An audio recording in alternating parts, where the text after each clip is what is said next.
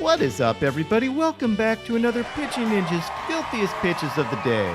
Remember, before we get to those pitches, hit that subscribe button. Join Ninja Nation. And now, without further ado, here are my filthiest pitches of the day. I'm going to start with Michael Grove, who had 4 Ks in 5 innings, giving up only 1 run. He had this nasty cutter and slider.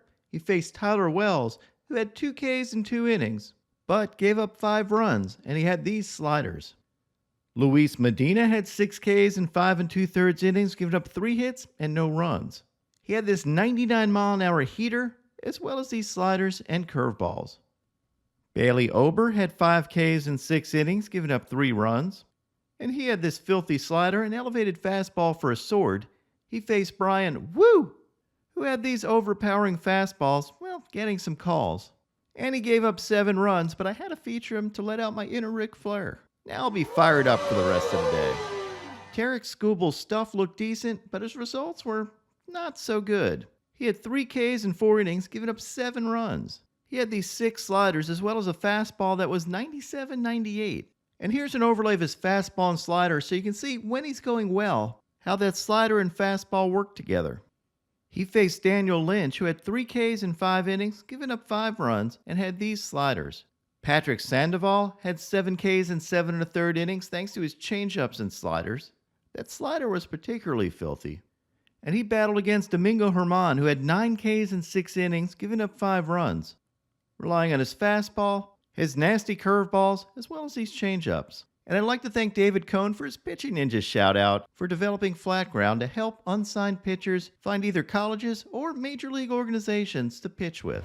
Pitching Ninja collaborated on an app called Flat Ground that pitchers can send in videos and it gets to college coaches. It facilitates exactly the kind of stories that you just described with Stefanik. Scouts don't need to see you in person as much anymore, although they're still out there looking. But a lot of times it is by video nowadays. You can get a contract or a scholarship. Hunter Brown had 7 Ks in 5 1/3 innings. He did give up 4 runs, but had this mix of sliders and knuckle curves and even got this sword.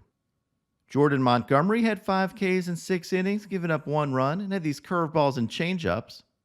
He faced Edward Cabrera, who had 6 Ks in 5 innings, giving up 1 run. Cabrera had this overpowering fastball, these wicked sliders, and changeups of 94 and 95 miles an hour. Those high-velo changeups are some of my favorite things in baseball. Patrick Corbin had 6 Ks in 5 1/3 innings, giving up 3 runs, and had these mean sliders. He battled Jamison Tyone, who had 4 Ks in 5 2/3 innings, giving up 3 runs, and had this curveball. Aaron Nola had 6 Ks in 7 1/3 innings, giving up 2 earned runs, and relied on these filthy knuckle curves, these changeups, and this 2-seamer that ran 19 inches. Yuck. Logan Allen was outstanding yesterday with 8 strikeouts in 5 innings, giving up only 1 hit and no runs. He relied on these filthy sliders and sweepers, and these dirty changeups.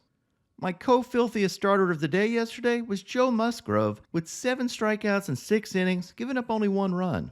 Musgrove had these vicious sliders and curveballs, and even got the head nod from Springer on this curveball. You know your pitch was disgusting if the hitter nods back at you with acknowledgement. And here's an overlay of Musgrove's 2-seamer and slider, and you can see why he would get a swing and miss at that slider off the plate. Vladdy thinks he's getting another 2-seamer, and that 2-seamer runs sharply back to the plate. But because it's a slider and not a 2-seamer, it breaks away from the plate, and Musgrove gets the whiff. Nathan Eovaldi had 2 Ks in 6 scoreless innings, giving up 2 hits, and had these splitters, including this one for a sword.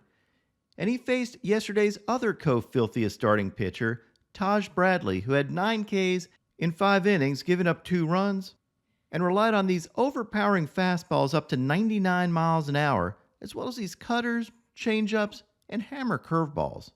A very solid outing again for Taj Bradley, and when he's on, he's very, very good.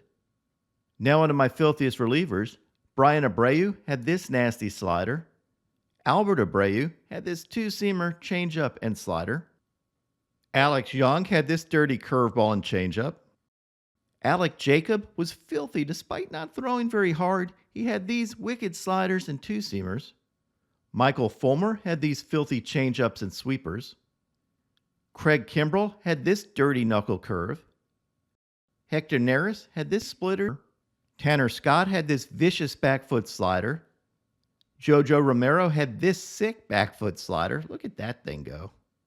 Carlos Hernandez had this overpowering stuff with 100 mile an hour and 101 mile an hour fastball, as well as this slider. Jordan Hicks was filthy with these sliders and 102 mile an hour sinker. When he's on, he is so filthy.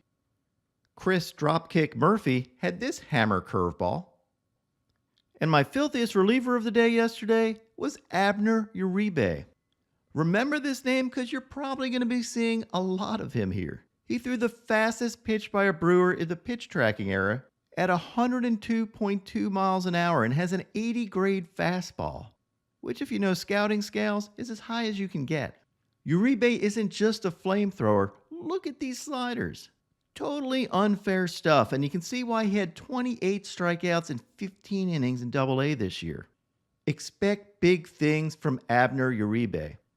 And now, my pitching ninja moment of zen. I saw George Brett being interviewed on the Royals broadcast, and they talked about how he's a great storyteller. And this gave me a flashback to perhaps the greatest story ever told on a baseball field. I'm going to give it an R rating because he sprinkles in some F-bombs and talks about himself. I would auction that off dinner with you, and we're always talking about what a great storyteller you are. I shit my pants last night.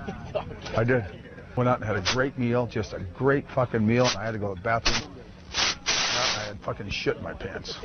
I was in Vegas a couple years ago. Just an honest to God true story. Went to Kokomo's, a great little steakhouse. Guy brings out some fresh crab legs.